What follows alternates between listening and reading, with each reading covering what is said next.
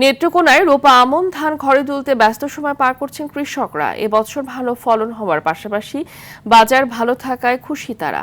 কৃষি বিভাগ বলছে, কৃষকদের মাঠ পর্যায়ে কর্মকর্তারা আবাদের শুরু থেকেই কৃষকদের পাশে থাকায় ভালো ফলন সম্ভব হয়েছে। নেত্রকোনা থেকে এম মোখলেসুর রহমান খানের পাঠানো তথ্যচিত্রে আরও জানাচ্ছেন আবরার মাহি। নেত্রকোনা জেলার 10 উপজেলায় চলছে আমন ধান কাটা ও মাড়াই। চলতি মৌসুমে 1,35,840 হেক্টর জমিতে আমন আবাদ হয়েছে।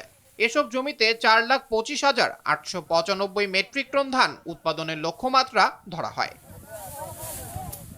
লক্ষ্যমাত্রা অর্জনে কৃষি বিভাগ থেকে 22,500 কৃষককে বীজ ও সার প্রণোদনা দেওয়া হয়। তাই ভালো ফলন হওয়ায় খুশি কৃষকরা। কাটাতে 6 মন হাসপাতাল হয়ে মিলতেছে আমরা ধান মোটামুটি ফসল এবার মোটামুটি বালাই লাগতেছে।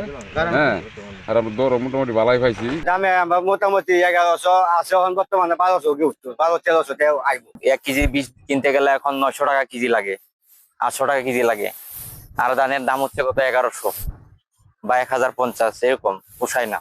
উন্নত মানের বীজ ও যথাসময়ে সার প্রয়োগ এবং সঠিক পরিচর্যায় ধানের বাম্পার ফলন হয়েছে বলে জানান কৃষি বিভাগের এ কর্মকর্তা। ধান চাষের বিষয়ে কৃষি সম্প্রসারণ দপ্তরের পক্ষ থেকে বিভিন্ন প্রকার উপকরণগত সহায়তা দেওয়া হয়েছে, পাশাপাশি কারিগরি সহায়তা দেওয়া হয়েছে। সেই সহায়তার আওতায় তারা কিভাবে সেটা রোপণ করবে, বিশেষ করে বালাইয়ের যে আক্রমণ হয় সেই বালাই দমন ব্যবস্থাপনার উপরে জোর দেওয়া হয়েছে, যার ফলে আমরা এখন পর্যন্ত লক্ষ্য করছি যে ভাম্পার একটা ফলন হয়েছে।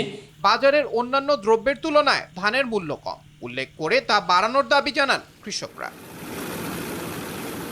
আবরার মাহি, RTV।